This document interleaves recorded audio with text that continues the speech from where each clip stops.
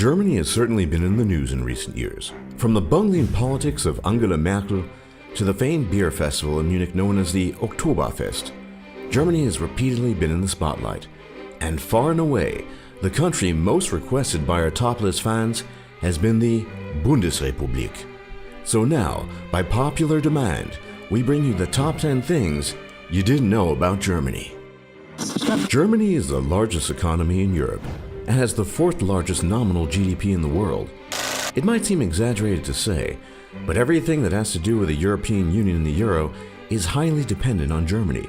In fact, without Germany's economic participation and continued support, the Eurozone would be a thing of the past. Germany's support has allowed for the continual participation of substantially weaker economies, such as Spain, Italy, and Greece, and has kept their economies afloat in the midst of horrible debt and economic mismanagement. So theoretically, if Germany cut the purse strings, it could send all of Southern Europe into a downward spiral. But that's probably not going to happen. And here's why. Germany is a country haunted by its past, and the possibility of being portrayed in a negative light is something that Germans just can't afford. You see, if Germany left the EU and cut off Southern Europe, you can only imagine the names it would be called, and that's putting it mildly. Because of this, Germany will be stuck between a rock and a hard place for a long time to come.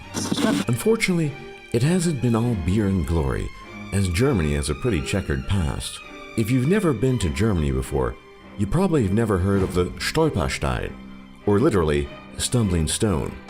Conceived in the early 1990s by the German artist Gunter Demnig, the Stolperstein is a tile usually made of bronze commemorating the victims of the National Socialist regime in Germany. Their names and place of residence are etched into the tile, as is the approximate date of death and sometimes time of deportation to the concentration camps of the Nazis. By now, Stolpersteine have spread across Europe to countries outside of Germany, marking the popularity of the idea behind them. According to the Cambridge historian Joseph Pearson, it is not the information on the tiles that gives passerbys pause, but the lack thereof. Quote, "It is not what is written on them which intrigues, because the inscription is insufficient to conjure a person. It is the emptiness, void, lack of information, the maw of the forgotten, which gives the monuments their power and lifts them from the banality of a statistic." As a part of Germany's unfortunate past, there are some things you literally just cannot say in Germany. That is, if you don't want to go to jail. Called Volksverhetzung in German, or incitement to hatred, saying certain things about certain groups of people, or denying the Holocaust and the legacy of National Socialism can actually land you in jail. Some of the statutes read as follows: "Whosoever publicly or in a meeting approves of, denies, or downplays an act committed under the rule of National Socialism in a manner capable of disturbing the public peace shall be liable to imprisonment not exceeding 5 years or a fine." Such legal measures have been debated back and forth on their merits by freedom of speech scholars for several decades now, but the German government seems intent on upholding the measures for the foreseeable future. From dark pumpernickel to light rye to everything in between and over 300 types of bread, Germany has more bread variety than any other country in the world. Bread forms a major part of just about every German meal, and with over 300 types, it's not hard to see why. In fact, one German word for dinner, Abendbrot, literally means evening bread and indicates the importance of one's daily bread in Germany. Another popular sort of bread, rarely seen outside of Germany, is the Brötchen, which literally means little bread, which in fact is less a type of bread than it is a particular size and shape of bread. Brötchen are typically small and can be held in one hand, as opposed to full loaves of bread, and are possibly the most popular type of food in Germany. While most people think of beer when they think of Germany, they're really missing out on all that bread.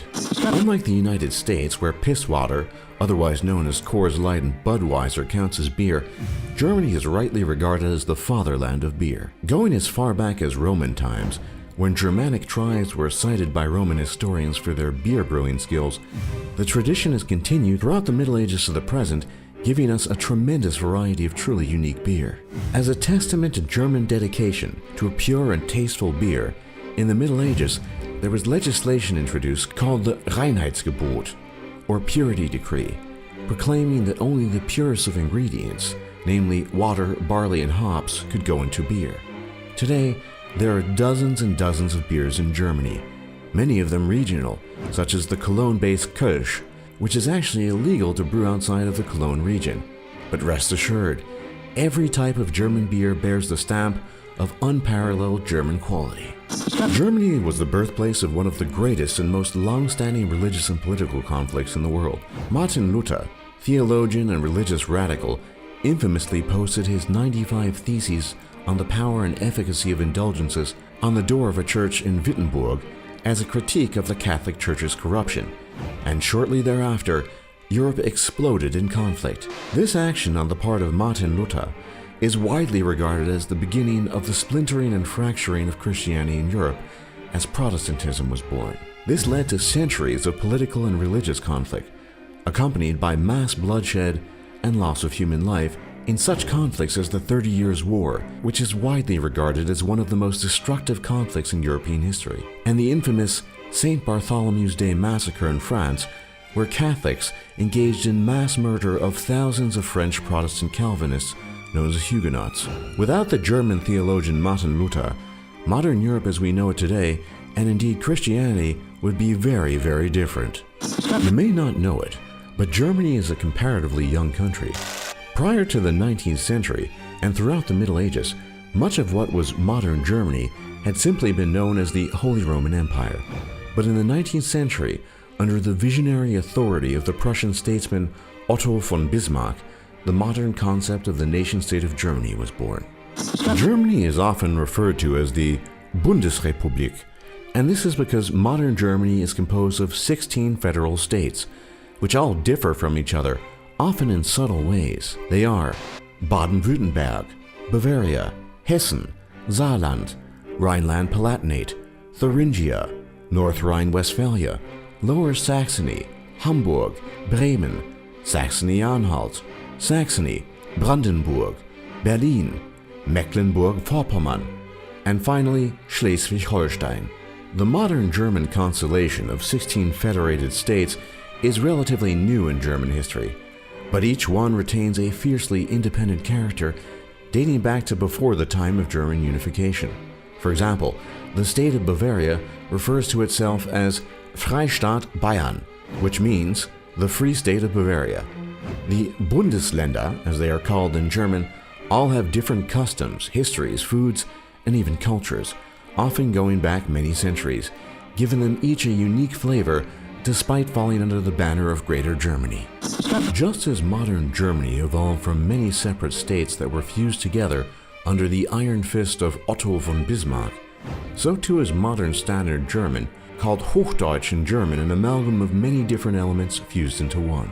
The dialects of Germany are even older than the regions they seem to come from, harking back to the earliest Germanic tribes mentioned by the Romans. From that period onwards, the Germanic tribesmen settled into many different places, and their languages evolved on their own.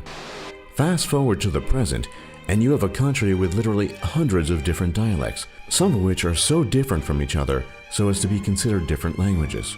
For example, the High German word for squirrel is Eichhörnchenschwanz, but in Bavarian, it's Och Katzelschwaf. Even if you don't know German, you can certainly hear the difference. A Bavarian speaking his native dialect to a person from Hamburg will not be understood at all. So to communicate across the many states, and indeed countries such as Switzerland and Austria, Germans speak High German, a standardized German with a fixed grammar and set of rules, albeit each with their own regional accents. For some 4 decades, Germany was a divided land.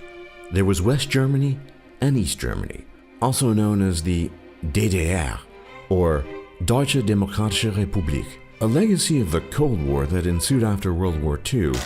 It all ended when East Germany was united as one country with the West after the fall of the Berlin Wall on November 9, 1989. There were great hopes at the time, with many people long separated from each other reconnected, but many of these hopes have been dashed in the ensuing decades. Close to 3 decades after the fall of the wall, Eastern Germany still lags behind its Western counterpart economically by as much as 1/3. Greater unemployment and fewer life opportunities have also given rise to a comparatively disproportionate number of so-called anti-establishment groups such as neo-Nazis, fascists, and the far right compared to Western Germany. It's sad to admit, but it just might be the case that Eastern Germany may never catch up with Western Germany, something that, given Germany's troubled history, might bring with it potentially dire political and social consequences, not just for Germany, but for the world at large. For more top lists like this, be sure to leave a like and subscribe if you haven't already. And don't forget to check out our other videos. And we'll see you all next time.